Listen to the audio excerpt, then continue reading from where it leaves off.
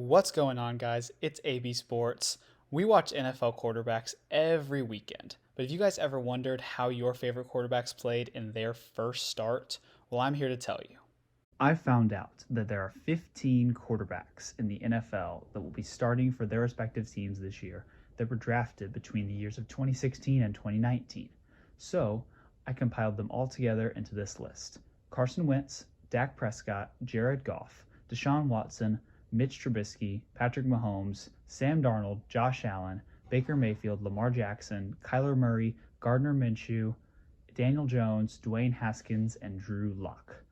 I pretended I knew nothing about these quarterbacks, and on Game Pass watched every play of their first start and ranked them only according to what I saw in that game. This first video will feature numbers 15 through 11. At number 15, Washington Redskins quarterback Dwayne Haskins, drafted 15th overall in 2019. Dwayne Haskins' first start was Week 9, 2019. It was a road game against the Bills in which the Redskins lost 24-9.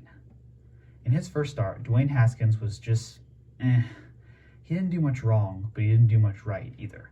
He seemed to kind of have control over the offense, and his accuracy was spotty at best. If the pass was right in the middle of the field, it was completed. But if he threw toward the sideline, forget it.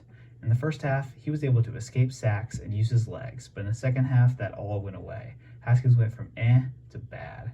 The offense only scored 9 points, and most of the total yards were Adrian Peterson. Haskins lost the shiftiness he had in the first half, and it was replaced by taking ugly sacks. He looked so stiff and tense in the pocket, and when he ran to escape, he looked really slow. The worst part was that Haskins did not throw a pass that traveled in the air for more than 10 yards.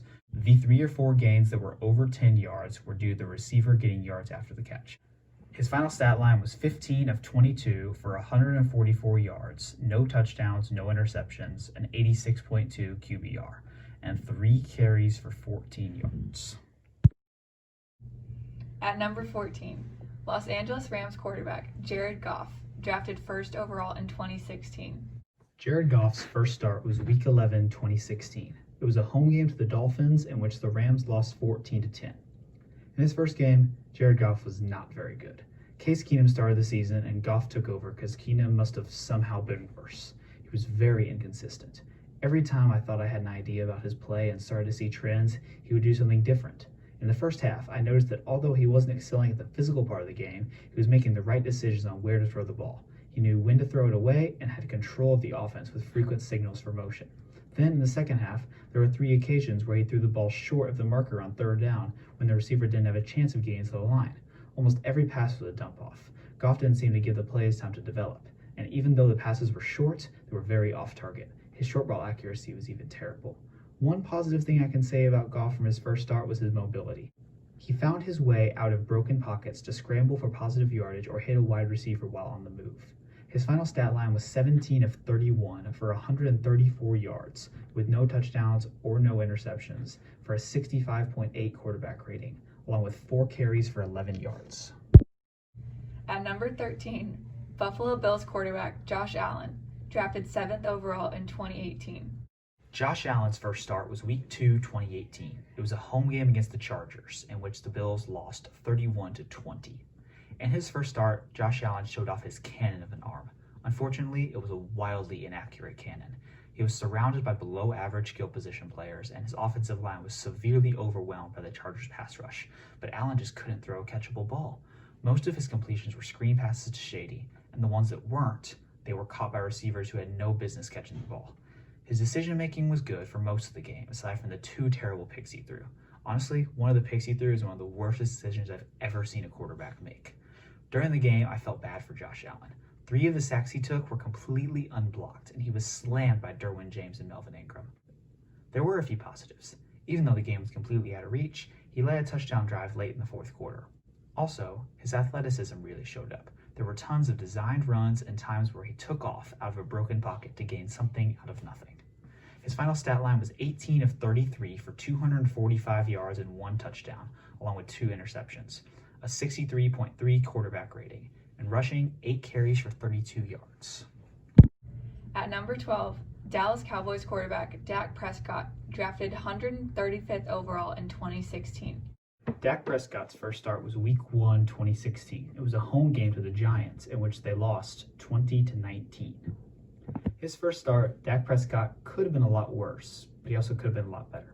For the positives, Dak called an audible on almost every play. I'm not sure if those audibles actually worked out better than the original play call because every game of the game was about 7 yards for the Cowboys. At least it seems like you know the playbook, though.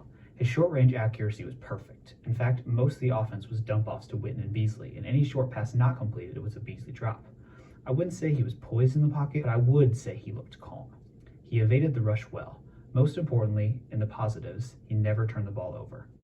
Dak didn't lose this game for the Cowboys, but as you can tell by the score, he didn't win it either.